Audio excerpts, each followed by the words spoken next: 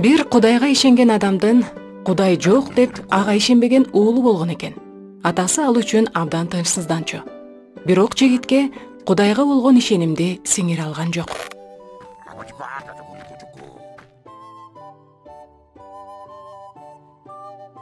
Өлүм жакындап калганын сезип, атасы кошуна шаарда жашаган уулуна телефон чалып, мындай дейт.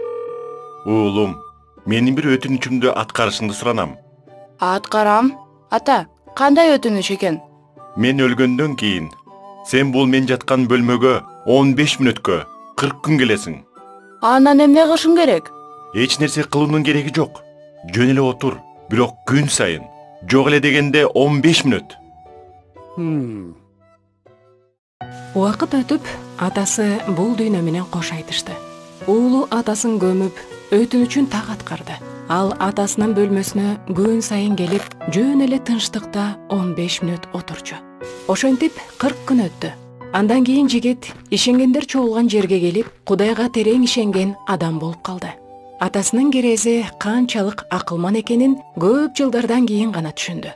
Атасы жаштардын жашоо ыргагы өтө эле тез экенин, күнүмдүк убаракерчиликте түйлүк жөнүндө, жашоонун мааниси, алардын жан дүйнөсү, өлбөстүк, Кудай жөнүндө ойлонууга убактысы жок экенин түшүндү. Бирок муну чечүүнүн бир гана жолу бар.